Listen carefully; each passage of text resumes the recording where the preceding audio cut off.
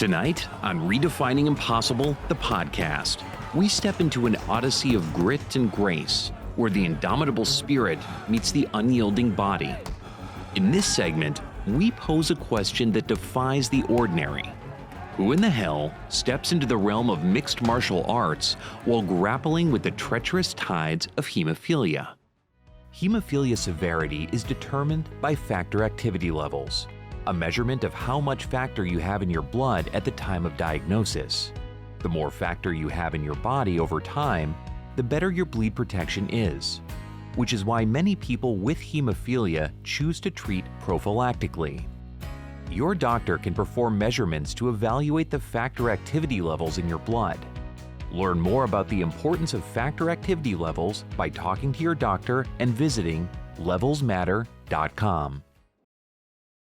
My name is Anthony Pezzillo. I am a martial arts instructor. I'm a 4th degree black belt and I teach at Mastery Martial Arts. Meet Anthony Pezzillo, not just a man, but an embodiment of tenacity and the warrior ethos.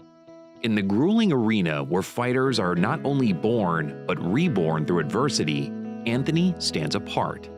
Here, through his own unaltered words, is a portrait of a man who's mastered the art of turning the impossible into the I'm possible, a testament to the power of the human spirit. Anthony's journey's not just about punches and kicks, it's about the philosophy that underpins the discipline of martial arts. He tells us, what looks good in the movies never works on the streets. What looks good in the streets never looks good in the movies. So we need to be conscientious about that. And also at the same time, you know, the world has evolved so much and there's so many new changes and laws against, you know, fighting and all these things. So the first thing we do as martial artists, just like your children learn, is to negate the situation.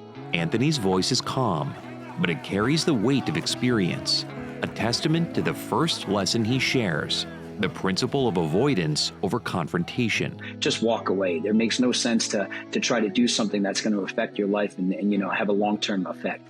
So it's really important that we use martial arts to build ourselves, not so much that need to ever hurt others. Although if we have to in self-defense, and that's the thing, Dan Nasano says it all the time, Keith. He says, you know, martial arts is like insurance.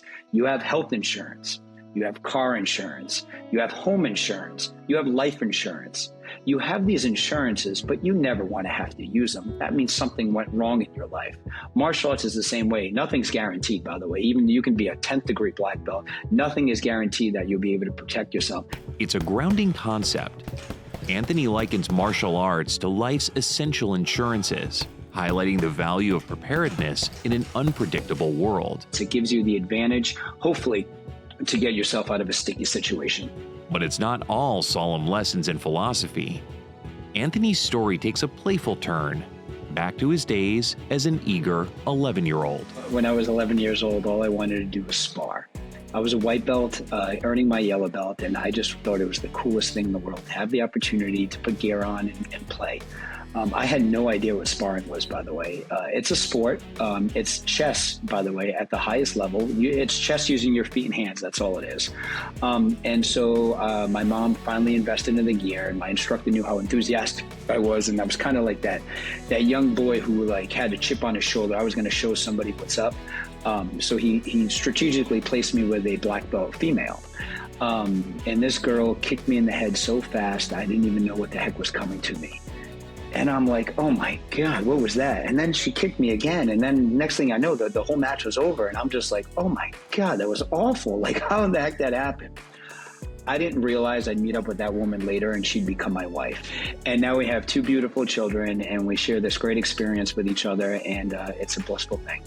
So that's my proudest moment in martial arts, hands down. It's clear this memory is a cherished one. His voice brightens as he describes the serendipitous spar that would lead to a lifelong partnership. But Anthony's path wasn't without its trials.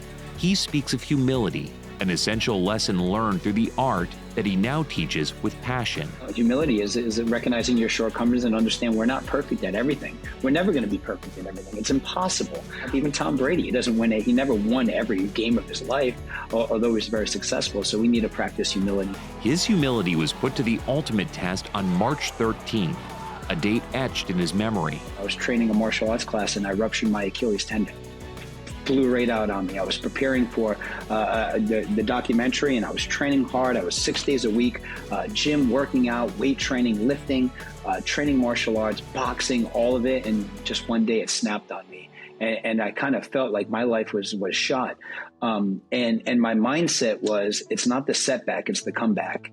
Anthony's resolve in the face of this devastating injury is nothing short of remarkable. And I opted not to have surgery. I didn't realize this was an option. So that moment, within 6 weeks, I was out of a boot and walking again. As a hemophiliac, I mean, even if you don't have hemophilia and you rupture your Achilles tendon, you know the recovery time is a long time. Some people never recover from this injury. And within 6 weeks, I was so determined, I was out of a boot walking again. As a hemophiliac, Anthony faced a recovery that could have been insurmountable for many, but his spirit, well, that was unbreakable. This is life.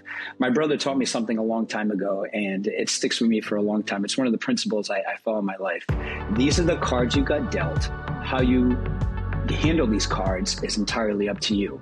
Anthony's story is a testament to the yes, I can attitude, a principle that shines throughout his teaching and personal philosophy. I strapped in my diet.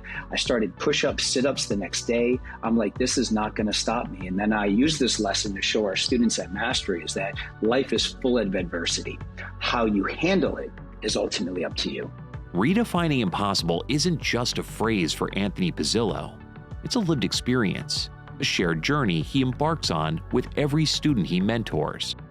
From the streets to the dojo, from sparring as a child to teaching as a master, Anthony Pezzillo's life has been a masterclass in the martial arts of living. Until next time, thanks for joining us on this episode of Redefining Impossible, the podcast. Don't forget to watch the film Redefining Impossible for free at eliteathleteswithhemophilia.com. And thanks once again to Sanofi for sponsoring this segment. I'm Keith Korneluk, and I'll talk to you next month on Redefining Impossible, the podcast, only on BloodStream.